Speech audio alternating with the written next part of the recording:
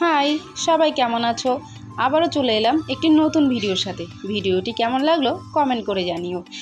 সন্ধ্যা হলেই তো কিছু খেতে মন চাই, পেটের মধ্যে ছুঁচোগুলো যেন দৌড়াতে থাকে। তাই তোমাদের দাদা ভাইয়ের আবদারে চলে এলাম ক্রিসপি চিকেন বানাতে। এই যে দেখতে পেলে চিকেনগুলোকে আমি পরিষ্কার করে ভালোভাবে ধুয়ে নিয়েছি। এখন চলো চিকেনগুলোকে ম্যারিনেট করে নিই। তার জন্য প্রথমেই দিয়ে দেবো লঙ্কার গুঁড়ো। লঙ্কার গুঁড়ো দেওয়ার পরে দিয়ে দেবো গোলমরিচের গুঁড়ো। আর গোলমরিচ দেওয়া হয়ে গেলে দিয়ে দেবো কিছু কাঁচা লঙ্কা কুচি। তবে একটা কথা বলে রাখি, কাঁচা লঙ্কা কুচির জায়গায় তোমরা কিন্তু পেস্টও ইউজ করতে পারো। অ্যাকচুয়ালি আমার পুচকুটা ঘুমাচ্ছিল, সেই কারণে আমি আর মিক্সারটা চালাতে পারিনি, তাই আমি কুচি করেই দিয়েছি। তারপরে দিয়ে দেবো আদা রসুনের পেস্ট। যেহেতু আমার হাতে সময় ছিল না, তাই আমি আদা রসুনের পেস্টটা কিন্তু দোকান থেকে কিনে নিয়ে এসেছি।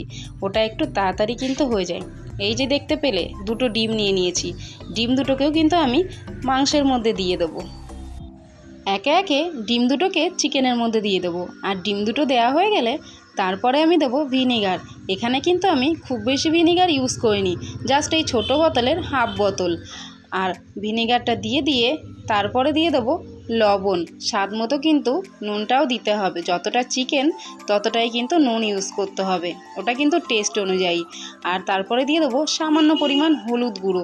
হলুদটা আমি দিয়ে দেবো জাস্ট একটু কালারের জন্য, না হলে হলুদ কিন্তু তোমরা চাইলে না দিতেও পারো। চলো এবারে চিকেনটাকে একটু ভালো করে সমস্ত মশলা দিয়ে ম্যারিনেট করে রেখে দিই।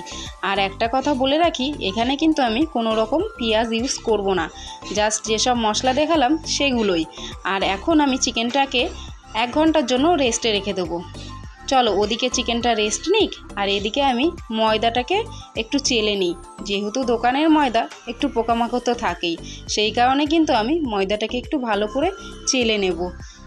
অ্যাকচুয়ালি অনেক দিন ধরেই তোমাদের দাদাভাই বলছিল সন্ধ্যাবেলা একটু কিছু করে খাওয়াতে।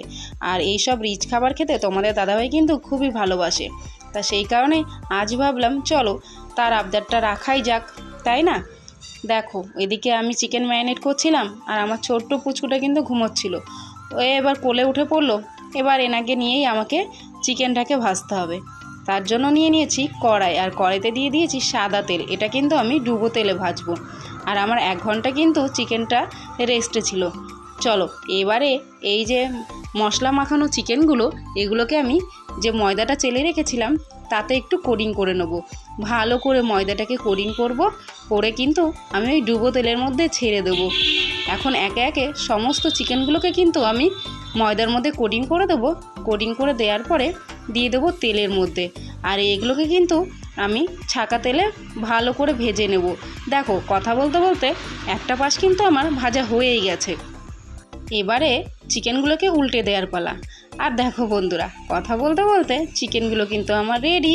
কেমন হয়েছে ক্রিসপি চিকেন অবশ্যই কিন্তু কমেন্ট করে জানিও। টাটা।